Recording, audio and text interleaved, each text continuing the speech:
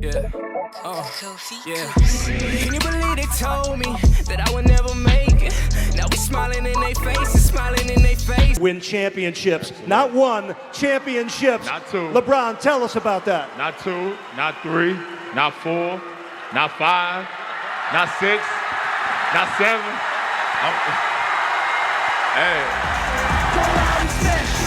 So I think it's officially okay to say Pat Riley is senile and forgets what actually happened when LeBron James was on the Miami Heat. Now, I know a lot of y'all out there have a problem when I speak about LeBron James because you have an infinitive relationship with him in your mind. And listen, it's okay to enjoy or like somebody's game, but at some point you have to be a realist and get out your feelings. So what Pat Riley had to say is really interesting because he had this to say when LeBron took an exit from the Miami Heat to go to the Cleveland Cavaliers. Stuff is hard. And you got to stay together if you got the guts and you don't find the first door and run out of it if you have an opportunity.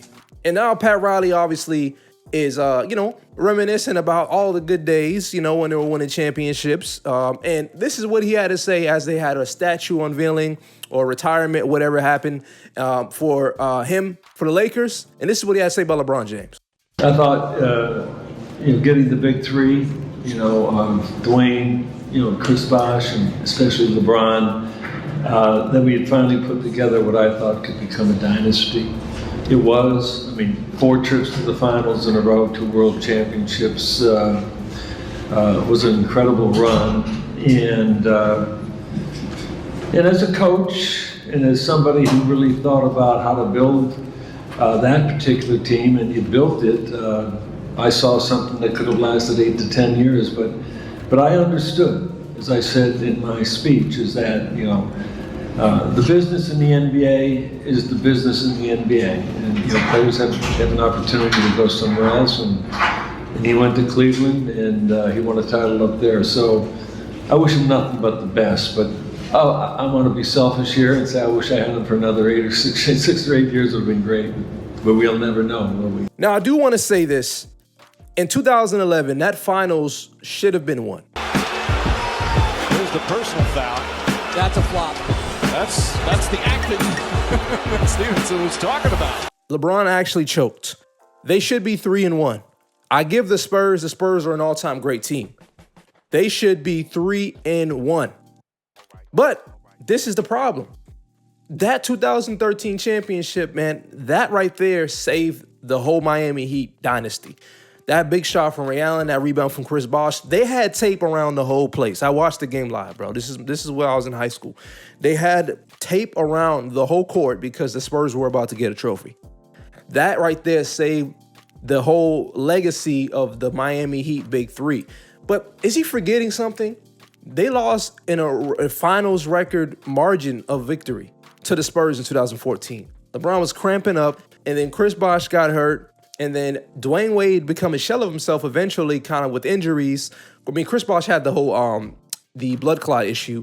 So looking back, I'm like, what does Pat Riley expect from this team? Now, shout out to LeBron and them for doing it. I think it was a cheap ring, but however they won. It is what it is. But let's not forget, that team was going downhill. That team was not going to win.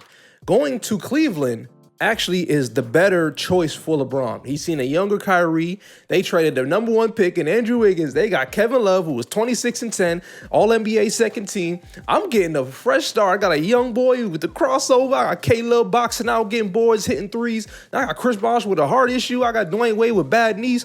I'm out of here. So does Pat Riley really expect LeBron to stay, knowing he's chasing rings, knowing he wants to play, knowing you threw away his cookies? Do you really think it's a dynasty for another 8 to 10 seasons? Do you think LeBron wanted to wait 3 or 4 more years for him to wait for you to trade for Jimmy Butler or Paul George or somebody who probably wouldn't have came? Like, you had to obviously get rid of Dwayne Wade at some point. I don't think Dwayne Wade after 2015, 16, 17, I don't think that Dwayne Wade is still ready to win championships with his body to go through a whole postseason. Hell no, man. But Pat Riley, for you to talk so much about LeBron, for you to backtrack and say this, I think he's just having an emotional moment. I do think he has respect for LeBron. I do respect LeBron. I do sometimes like LeBron, sometimes I don't. But anytime I'm critical, it becomes an issue. But this is a reality of the situation. This is not a fairy tale. This is not me talking out my butt, bro. That team underachieved. If they won in Dallas, I would be like, all right, they did their record, 3-1 in the finals. And that team was not going to three-peat. That team didn't have the caliber to three-peat.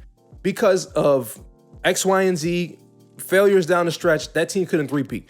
The Warriors team with KD, that team was like 2 games away from three-peating until KD popped his Achilles and Klay Thompson. That team obviously was a better overall team because it was a really stacked-to-deck super team.